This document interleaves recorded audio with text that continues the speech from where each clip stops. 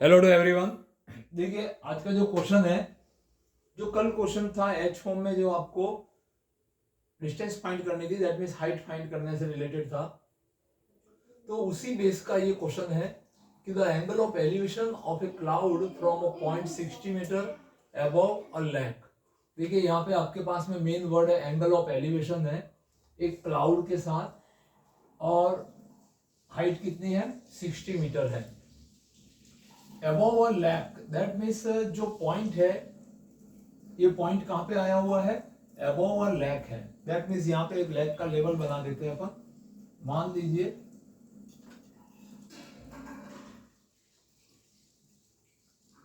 ये आपका लेक का लेवल है।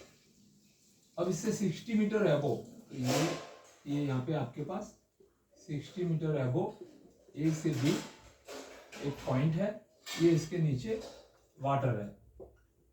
तो देखिए इसके अंदर क्या होगा, यहां से एक एलिवेशन एंगल बन रही है 30 डिग्री की एलिवेशन है। तो यहां से अपन 30 डिग्री पे जस्ट निकालते हैं, ये स्पेस का हॉरिजेंटल हो गया, यहां से एक परपेंडिकुलर ड्रॉ कर देते हैं and this angle is 30 degree.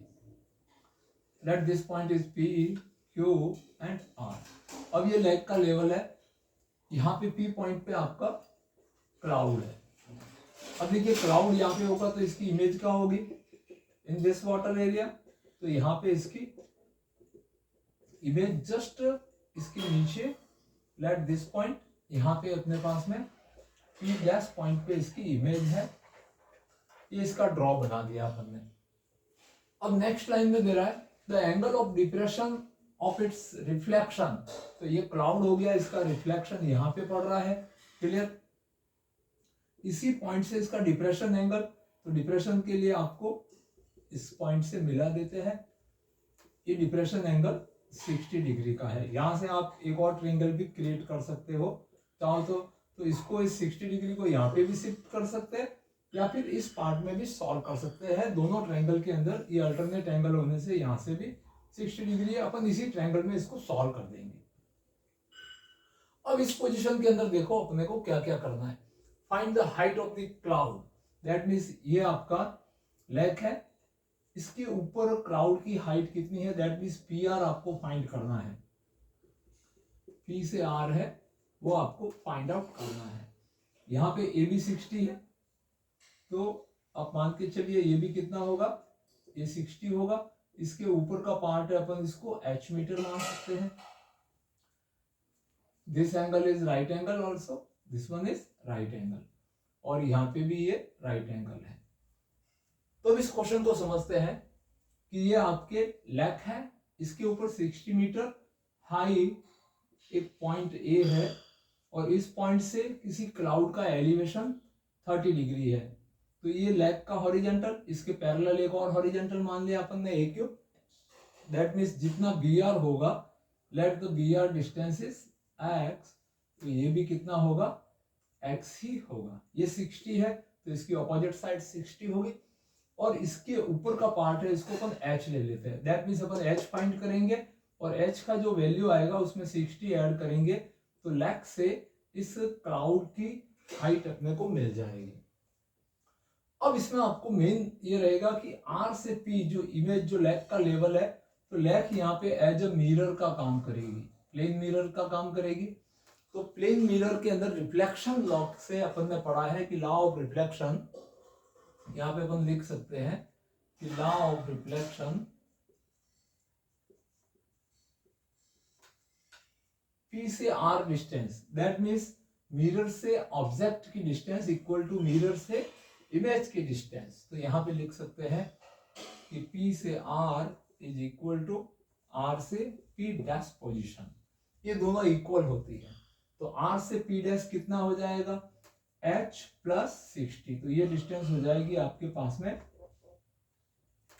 H plus 60 metre का, ये वाला डिस्टेंस आपके पास हो जाएगा, क्लियर। तो अब अपन यहां से अपन शुरू करते हैं कि in triangle A P Q, angle यहाँ पे 30 है तो इसकी ऑपोजिट साइड्स आपके लिए परपेंडिकुलर का काम करेगी। ये एच है वो परपेंडिकुलर, और बेस अपन ने एक्स माना हुआ है because this base is also X, तो पी अपॉन एच। तो यहां से tan of 30 degree is equal to H upon ये जो हॉरिजॉन्टल डिस्टेंस है इसको अपन ने एक्स माना है, तो इंप्लाइज दैट टेन 30 का value 1 upon root 3 is H upon X, और इसको क्रॉस मल्टीप्लाई करेंगे then X is equal to root 3 into H. ये आपके पास इक्वेशन नंबर 1 बन जाएगा। अब अपन इस ट्रायंगल में देखते हैं triangle A Q P dash. या तो इसको काम में लीजिए या आप ए एम पी डैश को काम में ले सकते हैं। तो जितना ये साइड होगी उतना का उतना ये भी होगी। तो देखिए 60 डिग्री के सामने परपेंडिकुलर क्यू से पी डैश आएगा। ये ट्रायंगल थोड़ा सा ध्यान से कैलकुलेट करना है। And in triangle A Q and P dash, कौन सा ट्रायंगल है आप ध्यान से देख लीजिए, ए क्यू और पी डैश। तो इस ट्रायंगल के अंदर tan 60 लगाया जाए, दैट मीन्स यहाँ पे tan of 60 degree is equal to इसका परपेंडिकुलर Q से P डैश हो जाएगा, Q से P डैश divide by base is x। tan 60 का value root of 3 divide by 1 is equal to Q से P डैश। तो Q से P डैश टोटल कितना हो जाएगा 60 plus h plus 60, that means 60 plus h plus 60 divide by x, and cross multiply से यहाँ से x is equal to 60 plus 60 is 120 plus h, और इसके डिनोमिनेटर में आ जाएगा root 3। This was equation number 2। अब ये दोनों x के वैल्यू तो दोनों को इक्वलेट करेंगे अपन और इसको सिंप्लीफाई करेंगे, जिससे अपने पास में h का वैल्यू आ जाएगा, और h का वैल्यू के अंदर अपन 60 ऐड करेंगे तो क्लाउड की हाइट अपने पास आ जाएगी। तो देखिए अपन आगे कंटिन्यू बढ़ते हैं।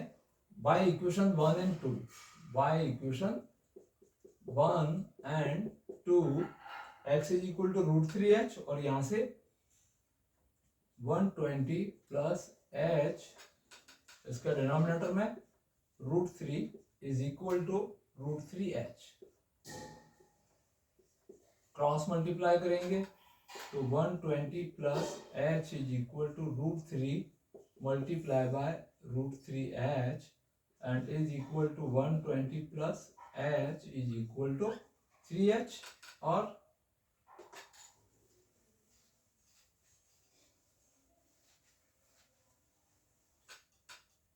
यहां से h को शिफ्ट करेंगे तो 3h minus h is equal to 120, and twice of h is equal to 120, and h is equal to 120 upon 2 is 60 metre.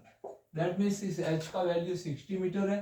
तो हाइट ऑफ क्लाउड, तो therefore height of cloud is equal to 60 metre. तो ये पहले से था, और plus leg के level से यहां से भी ये h भी 60 आया है, दैट मीन्स ये कितना होगा, क्लाउड का हाइट है वो 120 मीटर होगा।